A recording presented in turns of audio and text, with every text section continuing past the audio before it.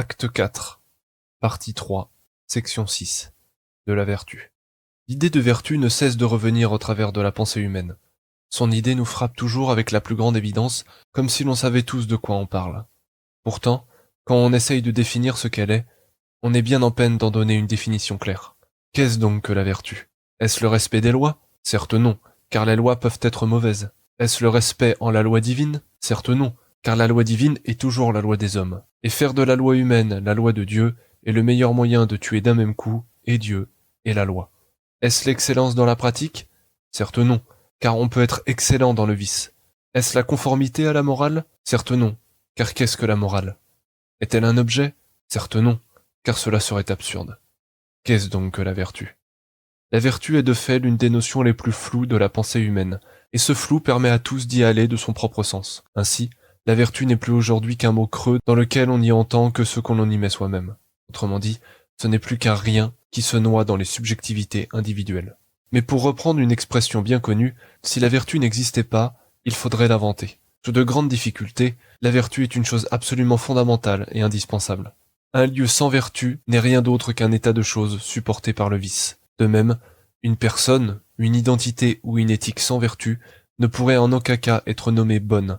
Elle ne serait qu'un de ces codes d'honneur qui est de fait une synthèse de vices normativisés par l'habitude et soutenue par un entier cynisme. Proposition 1.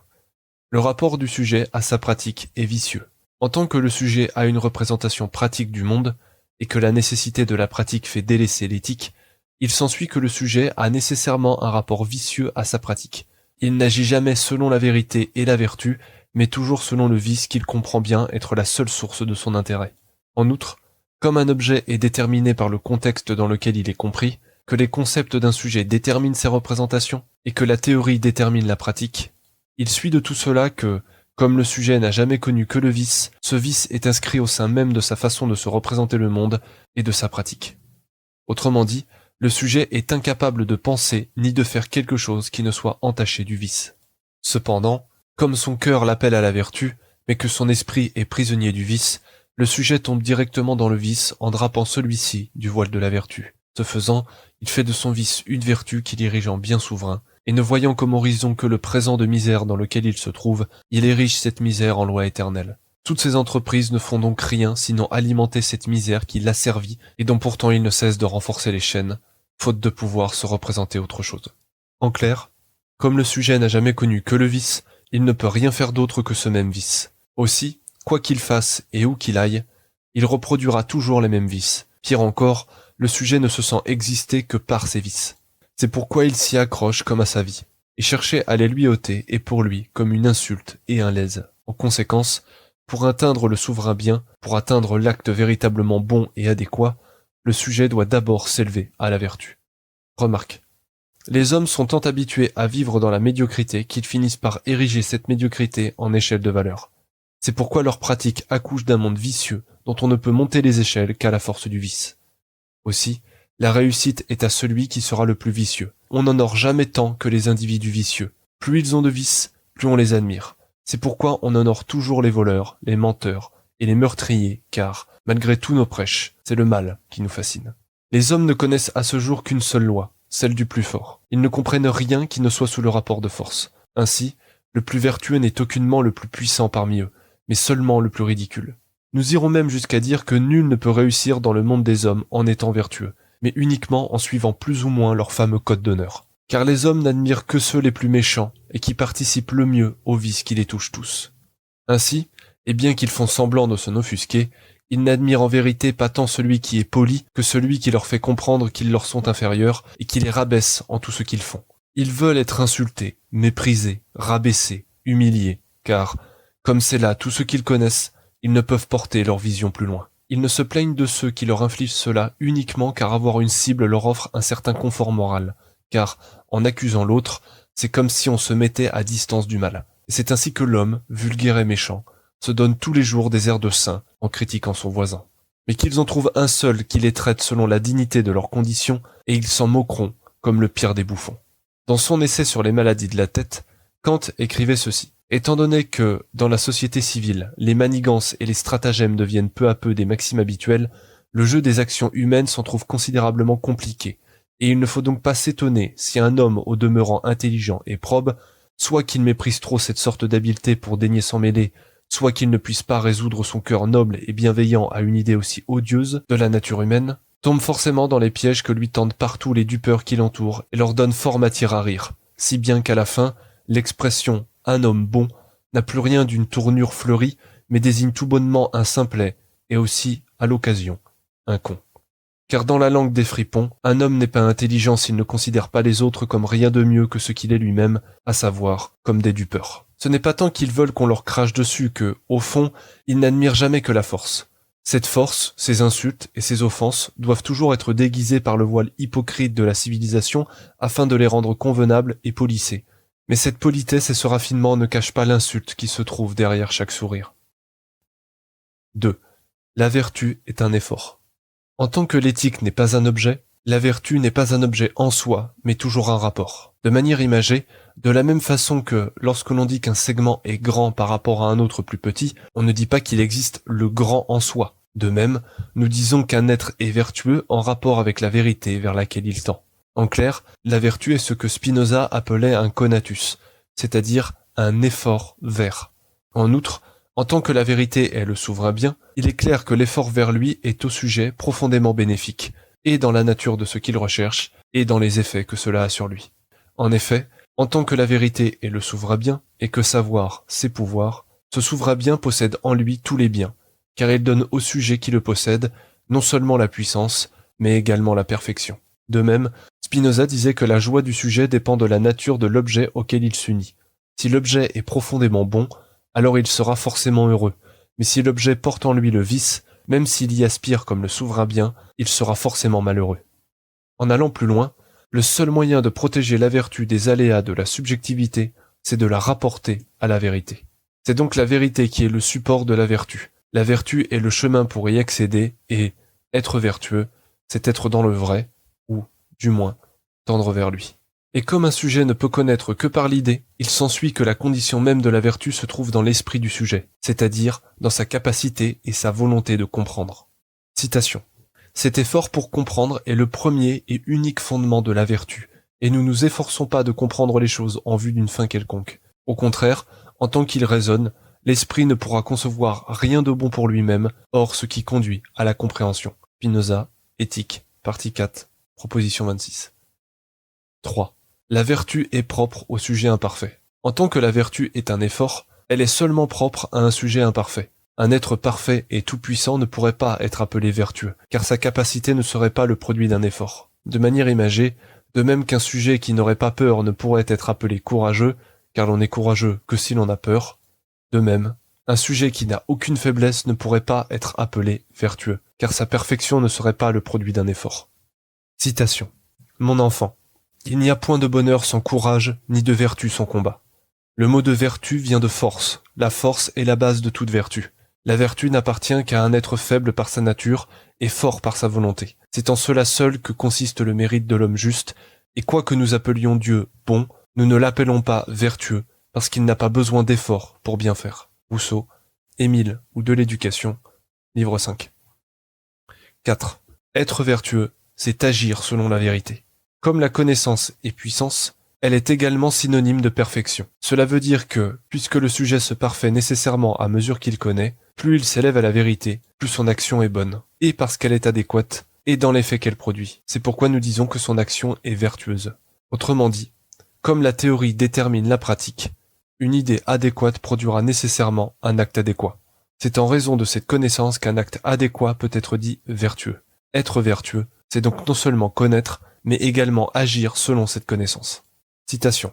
Agir par vertu, c'est agir sous la conduite de la raison. Spinoza, Éthique, partie 4, proposition 36, démonstration.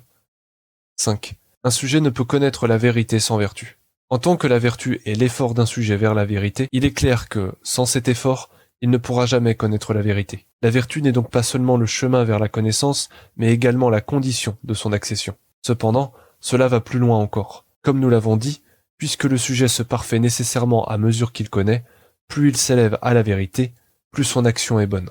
Ainsi, En s'élevant à la vérité, le sujet pratiquera tout naturellement la vertu. Cela est si vrai qu'il est impossible qu'un sujet qui ne pratiquerait pas la vertu puisse jamais atteindre la vérité. Cela serait comme grimper à une échelle sans vouloir attraper les échelons. Plus précisément, il est clair que la recherche de la vérité implique une éthique.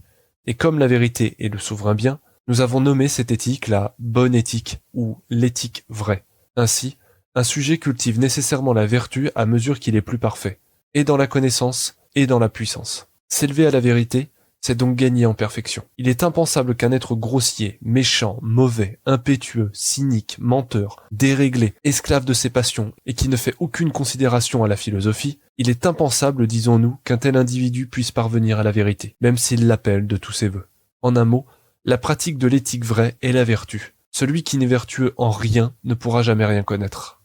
Il est dans la nature du vertueux de faire la vertu, comme il est naturel à l'arbre de produire ses fruits. C'est sa fonction propre dont la réalisation seule lui apporte satisfaction. Citation. Tel homme, après s'être bien conduit en faveur de quelqu'un, est tout prêt à lui faire payer le service dont il l'a obligé.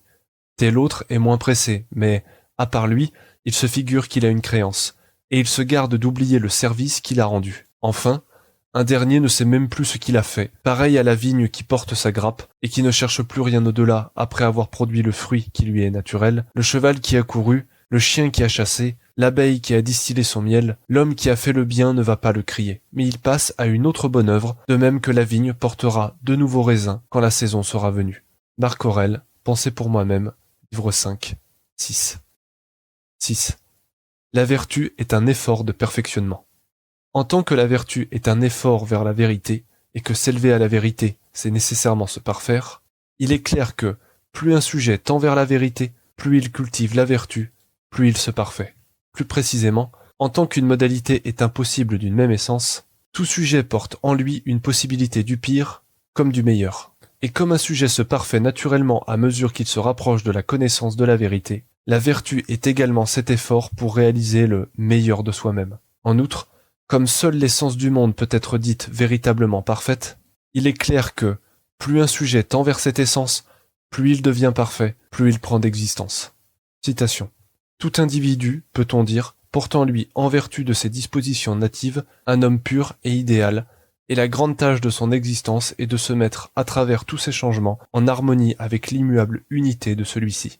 Schiller, Lettres sur l'éducation esthétique de l'homme, 4e lettre. Remarque.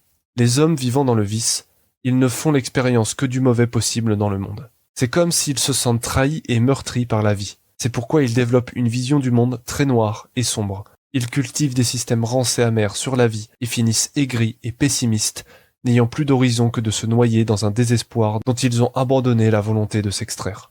Mais s'il fallait vivre pour en arriver au rejet de la vie, mieux eût valu se suicider tout de suite. Si autant d'individus sont déçus du monde, c'est qu'il y a quelque chose de décevant dans ce monde. L'erreur n'est pas de faire l'expérience de cette déception, puisqu'elle existe. L'erreur est de considérer cette déception comme vérité éternelle et horizon indépassable de la vie. Ces grands désespérés oublient que, s'ils sont déçus, c'est qu'il y a aussi dans le monde quelque chose de supérieur qui leur donne l'idée du parfait et empêche de se satisfaire de ce qui est moindre. La vertu est également cet effort pour réaliser de soi-même et du monde le meilleur de ce qui en est possible. C'est cela que nous nommons le perfectionnement. Il est clair maintenant que ce perfectionnement ne peut se faire que par un effort vers la vérité. C'est cela, la vertu. 7. La vertu est à elle-même son propre intérêt. En tant que l'éthique n'est pas pragmatique, elle va au-delà de ce qui est utile, au sens où l'entend le commun. Aussi, demander à la vertu quel est son intérêt, c'est là poser une question à laquelle la vertu est incapable de répondre, car elle est posée dans les termes du vice. Celui qui ne vit que par le vice place celui-ci au fond de son cœur et jusqu'au cœur de sa pratique. Il vit et ne fait toujours que par le vice. C'est par la pratique de la vertu que l'on trouve la récompense des prix de cette vie. Cela ne veut pas dire que la vertu n'a aucun intérêt, ni qu'il faille s'enfermer dans une sémantique sectaire dont seuls les partisans peuvent comprendre le sens. Il s'agit de dire que, si la vertu a bien un intérêt, celui-ci ne pourra pas convaincre des individus qui ne pensent que d'un point de vue pragmatique, au sens où l'entend le commun.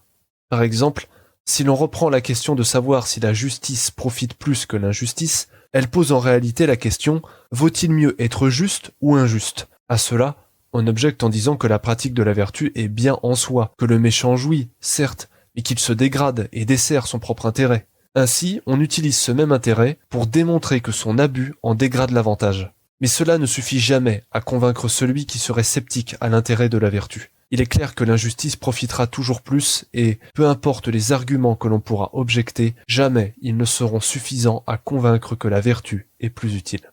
C'est pourquoi, d'une manière que l'on pourra sans doute critiquer, si quelqu'un devait dire « Eh bien je vais dorénavant continuer de faire le mal, car vous avez échoué à me démontrer en quoi le bien était plus profitable. » À cela, il s'agit de dire « Je n'ai pas à vous expliquer en quoi la vertu est plus profitable, car le fait que vous posiez la question montre qu'il y a quelque chose dans la pratique de la vertu que vous ne comprenez pas. Si vous n'êtes pas capable de comprendre en quoi la vertu est meilleure que le vice, c'est que vous ne parvenez pas à comprendre ce que je vous dis sur la vertu et la vérité. » C'est d'ailleurs là l'ultime bastion du raisonnement. Si le spectateur n'est d'accord sur rien de ce que nous avons pu dire, s'il n'est d'accord sur aucune proposition, aucune remarque, aucune démonstration, s'il conteste tous les points et jusqu'à la moindre phrase, alors nous ne pourrons rien dire d'autre que « il s'agit là d'un désaccord de fond ». Le fait est que nous n'avons pas la même intime conviction. En cela, rien de ce que je pourrais vous dire ne pourra vous convaincre.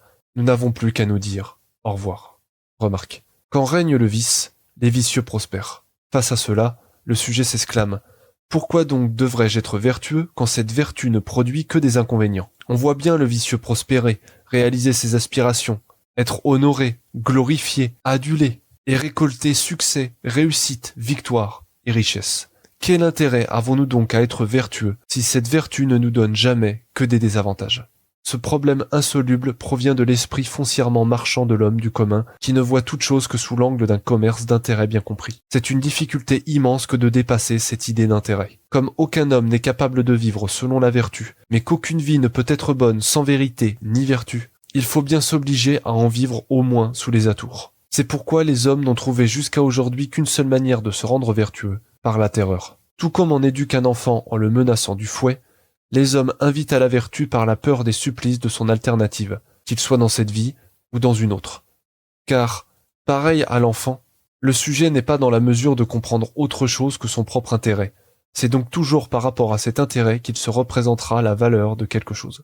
Ce n'est qu'à l'âge adulte qu'il pourra comprendre que le bien est en lui-même sa propre récompense, qu'il ne faut pas le faire dans la vue d'autre chose ni par peur d'un supplice, mais car cela est juste et bon de le faire.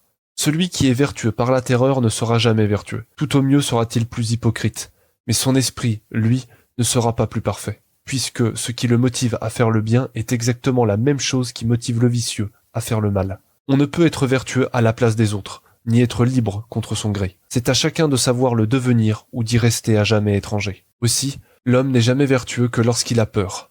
Or, la vertu ne saurait être fille de la peur, mais seulement fille de l'amour de la vérité et de sa pratique, qui est la philosophie et la vertu. 8. Pour être vertueux, le sujet doit substituer ses besoins pratiques à un sens éthique. En tant que la vérité est le souverain bien, il est nécessairement profitable à celui qui le possède. En outre, comme la théorie détermine la pratique, une idée adéquate produira nécessairement un acte adéquat. La vérité est donc bonne en deux sens. Premièrement, car elle est adéquate. Et, secondement, car elle profite nécessairement à celui qui la connaît et la pratique. La vérité est donc bonne en elle-même, ainsi que dans les effets qui résultent de sa connaissance. De cela, il suit que, tant qu'un sujet ne possédera pas ce souverain bien, il sera forcément malheureux, et, en dehors de sa recherche, tout ce qu'il pourra faire le desservira d'une manière ou d'une autre. Mais comme ce souverain bien implique une éthique qui est nuisible aux nécessités pratiques qu'impose sa vie, le sujet délaisse ce bien pour se préoccuper de ce qu'il croit lui être utile. Bien qu'il est certain qu'il faut bien vivre, il traite avec dédain ce souverain bien comme si c'était quelque chose d'entièrement inutile, comme si c'était quelque chose dont il pouvait se passer. Tôt ou tard, il devra bien comprendre que, sans ce bien, il ne pourra jamais bien vivre, et que, même s'il pourra éprouver quelques moments heureux, il ne le sera jamais véritablement. Aussi, et d'une manière que le sujet a toutes les peines du monde à comprendre, ce qui est le plus utile au sujet est la recherche de ce souverain bien, car, sans lui, toute l'existence du sujet n'est que misère, erreur et souffrance. L'effort le plus difficile pour un sujet est donc de substituer à ses besoins pratiques un sens éthique. Cela veut dire que les instincts éthiques se substituent aux instincts des passions. En un mot, cela veut dire que les actions d'un sujet ne sont plus tant déterminées par des affects que motivées par des principes. Remarque. S'il est vrai qu'un peuple civilisé ne peut plus se satisfaire de l'état primitif, il lui faut transformer sa nature primitive en nature civilisée. La technique évolue bien plus vite que l'esprit ne mûrit, et l'homme est bien plus vite moderne qu'il n'est vertueux. Certes, l'homme moderne est dit comme tel par le progrès de ses techniques, mais, et c'est un point éminemment partagé, si sa technique a grandement évolué, sa morale, elle, n'a que très peu progressé. Et bien qu'il soit dans un monde civilisé, ses paroles, ses gestes, sa pensée, sa raison, ses institutions sont encore les vestiges d'un art primitif et sauvage. De même, bien qu'il se soit enveloppé de soie, de tissu, de luxe, de politesse, de culture, de rhétorique, et des 1000 ornements que la civilisation apporte, il continue de penser et d'agir comme la plus grossière des bêtes. L'homme a besoin d'une idée éthique pour s'arracher à l'esclavage de ses passions serviles, pour l'élever à la vertu, donner un sens à son existence, et sans laquelle il n'est rien de plus qu'une bête dégénérée. Il lui faut donc accéder à un degré de raison supérieur afin d'être véritablement appelé civilisé. Autrement, il ne sera jamais qu'un évadé de la zoologie dont la nature étrangère l'a placé plus bas que la bête, autant dire qu'un cochon dans un costume. 9. Sans la vertu, toute pratique est nécessairement vicieuse. Comme le sujet n'est pas capable de comprendre autrement qu'à l'aune de son intérêt, la seule manière que l'on a trouvée pour le rendre vertueux est de l'obliger à cette vertu par la terreur. Aussi multiplie-t-on les lois, les règles, les punitions et la peur afin de forcer le sujet à vivre dans la vertu. Ainsi formate-t-on la société et les institutions de telle manière à empêcher le vice de s'y insinuer et que, pour reprendre la phrase de Montesquieu, à défaut d'avoir des préceptes, il nous faut des verrous. Mais tous les verrous des prisons ne suffiront jamais à assurer la vertu et le vice parviendra toujours à ressurgir des interstices de ce mur d'interdiction.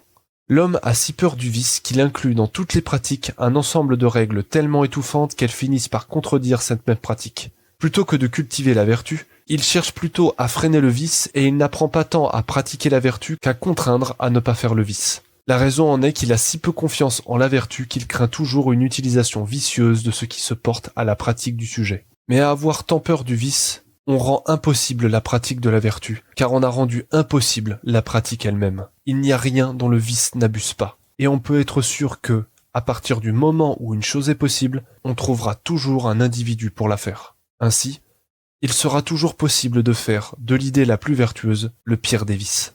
Par conséquent, la pratique de la vertu n'est pas tant une question de terminologie et de système que de sens éthique. Et l'éthique consiste moins à éloigner du sujet tout ce qui le rend moins bon qu'à lui donner les moyens d'être meilleur, car s'il fallait éloigner de lui tout ce dont il serait susceptible d'avoir un mauvais usage, il faudrait se résoudre à le capitonner au fond d'une cellule. Dit autrement, l'esprit vicieux trouvera toujours un moyen de faire du système le plus vertueux, le pire de tous. Si le fond de l'esprit n'est pas empreint du désir de vertu, la meilleure des terminologies et le plus parfait des systèmes seront inutiles à le prémunir du vice. En clair, on essaie communément de prémunir le vice en multipliant les lois et les moyens coercitifs. Mais toutes les lois du monde ne retiendront jamais le vice si, fondamentalement, la vertu est absente. L'important n'est donc pas la justice, les lois, les règles, la police ou la prison, c'est l'éthique qui enseigne la vertu. Il n'y a que son enseignement qui peut garantir une pratique vertueuse d'une action particulière. Sans elle, la pratique de cette action ne pourra être que vicieuse. Il faut donc apprendre à être vertueux par l'éducation à la vertu qu'est l'éthique. Tant que cela ne sera pas présent, rien ne pourra être fait, et toute velléité d'action sera immédiatement tuée dans l'œuf. C'est une idée qui est hautement impopulaire et qui en fait rire beaucoup. Mais c'est quelque chose que, ultimement, tous finiront par admettre, que la condition fondamentale de l'action est la vertu. Sans cela, rien ne pourra être fait. En un mot, ultimement, toute bonne pratique est une question de vertu. Citation. Ne détruisons point les instruments du bonheur parce que les méchants s'en servent quelquefois à nuire.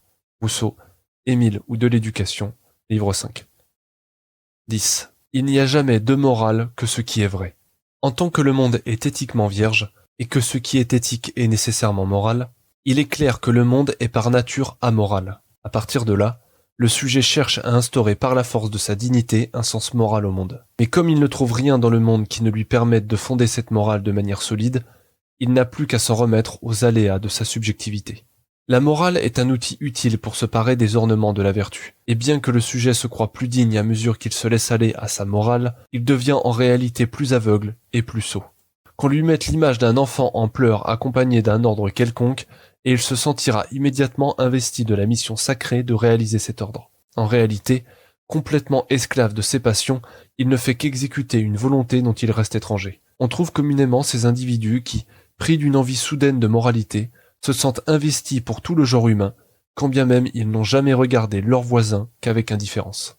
C'est parce que le commun pense ordinairement que la vérité se réduit à la morale qu'il ne prend pour vrai que ce qui est conforme à son idée de la morale. C'est pourquoi il entre dans un nombre infini d'erreurs, bien qu'il ait l'impression de justesse dans tout ce qu'il fait. Dit autrement, toute morale qu'un sujet pourra avoir, toute volonté de faire le bien, d'aider son prochain, ou de faire toute autre chose qui lui paraîtra bonne, tout cela, disons-nous, devra nécessairement passer par une connaissance adéquate du monde. Sinon, il ne sera qu'un sujet entièrement aveuglé par des affects extérieurs qu'il croit être les siens, en les drapant de la bonne conscience qu'il se donne à lui-même. La morale est donc étrangère à la vérité, ou, bien plutôt, l'une se réduit exclusivement à l'autre. Il n'y a de véritablement morale que ce qui est vrai. Tout le reste est une illusion de bonne conscience. Plus précisément, il faut soit dissocier morale et vérité, soit substituer entièrement l'une à l'autre. Si l'on n'opère pas cette distinction, on considère ces deux notions comme ayant les mêmes critères de vérité. Ainsi, on finit par considérer comme vrai ce qui est moral. Mais comme la vérité n'est pas performative, il est clair que cela est faux. La vertu se réduit donc à la connaissance complète du monde et de l'action d'un sujet selon cette connaissance. Tout ce qui est fait selon la vérité est donc juste, et aucune valeur au-dessus de ce qui est fait selon la vérité ne peut être invoquée, car comme dit précédemment, il n'existe aucune valeur véritable en dehors de la vérité. Néanmoins, comme la vertu est une action produite de la vérité, ou, tout du moins, qui tend vers elle, le spectateur pourra alors nous objecter « Mais alors, si c'est pour la vérité, tout est permis ?» À cela, nous répondrons ceci. En tant que la connaissance de la vérité détermine la bonne éthique, il est impensable qu'un sujet véritablement savant puisse délibérément mal agir. De même, comme un sujet ne pourra jamais atteindre la vérité sans vertu, il est impensable qu'un individu méchant puisse connaître quoi que ce soit. C'est pourquoi l'acte d'un sujet connaissant ne pourrait être appelé mauvais ou vicieux. Ce serait là une sorte d'absurdité linguistique. Toutefois, si cela ne suffit pas à convaincre le spectateur, nous ajouterons ceci. De même qu'il y a des hommes qui, se croyant tout permis en œuvrant au nom de Dieu, agissent de telle façon que c'est comme s'ils ne le connaissaient pas. De même, il en est qui, au nom de la vérité, se croient tout permis. Mais cela n'implique pas qu'ils soient dans cette vérité qu'ils prétendent servir. La vérité sera en eux, mais ils ne la reconnaîtront pas. Et tout en œuvrant au nom de ceux qu'ils servent, ils n'en percèveront jamais l'horizon. Citation. Plusieurs me diront en ce jour-là, « Seigneur, Seigneur, n'avons-nous pas prophétisé par ton nom? N'avons-nous pas chassé les démons par ton nom? Et n'avons-nous pas fait beaucoup de miracles par ton nom? » Alors je leur dirai ouvertement, « Je ne vous ai jamais connu. Retirez-vous de moi, vous qui commettez l'iniquité. » Matthieu 7, 22-23. Fin de la section 6.